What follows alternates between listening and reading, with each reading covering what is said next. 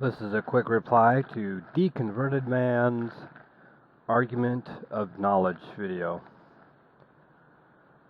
Now, before I start, I want to say DeConverted Man makes what seems like a very reasonable argument about knowledge in the form of one of two possible syllogisms. But these syllogisms do have minor errors that I'd like to point out. The first syllogism is as follows. Proposition 1, to have knowledge about something, there needs to be an experienced reality to have knowledge about. Proposition 2, in order to have knowledge of the universe, there must be a universe. P3, God is said to have existed eternally before the universe began. P4, in this state of affairs, God would have only had God to think about. P5, God cannot have had knowledge about our universe because our universe did not yet exist. Conclusion, God cannot know anything about our universe. This syllogism has an error in P4, P5, and conclusion. It states an absolute without considering a changed condition, i.e., a thing could have knowledge about a thing that exists but previously did not exist. Specifically, in premise 4, after a thing has been created, there is something else to think about. Premise 5, after the universe comes to exist, you can have knowledge about it. And the conclusion does not follow as a result. The second syllogism is called the shorter version. And it goes like this. Proposition 1. To have knowledge about something, there needs to be an experienced reality to have knowledge about. Proposition 2. God cannot have experienced reality if there is no reality to yet have experience of, which he notes with the presumption that this deity pre-exists the reality of which he would have experience. The conclusion, God cannot have knowledge about anything. The second syllogism, I think, errs in its tense. Past, prior to the existence of reality, it would be applicable.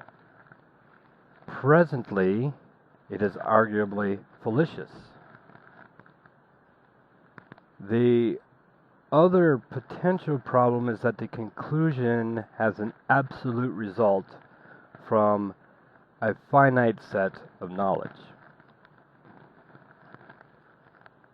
I would like to propose two counter-syllogisms.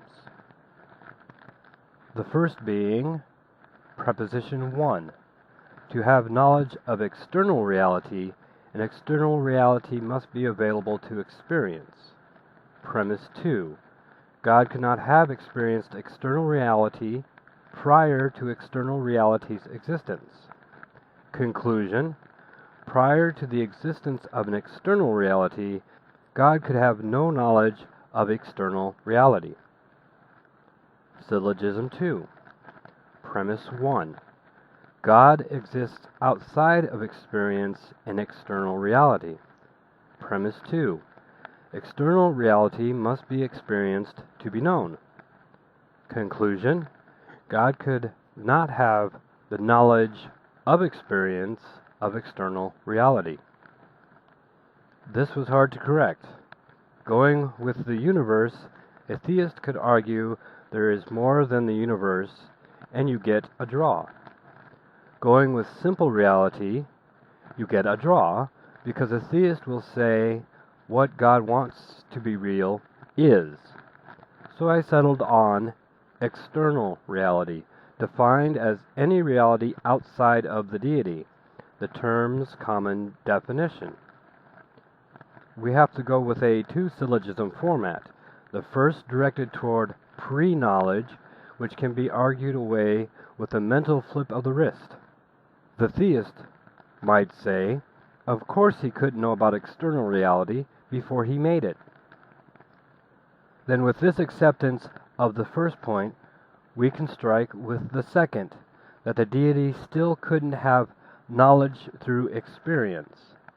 The problem is that it would be very difficult to state that it could not have observational experience of external reality. At best, the argument leads to either pantheism, deism, or accidental creation. That is, a deity has the experience because it is not external, or the deity does not require prior and or present experience. And finally, that creation could be argued to be accidental, which does not require previous experience. This is not to say that DeConverted Man is on the wrong track in exploring this question. I obviously do not support any contention for pantheism, deism, or accidental creation.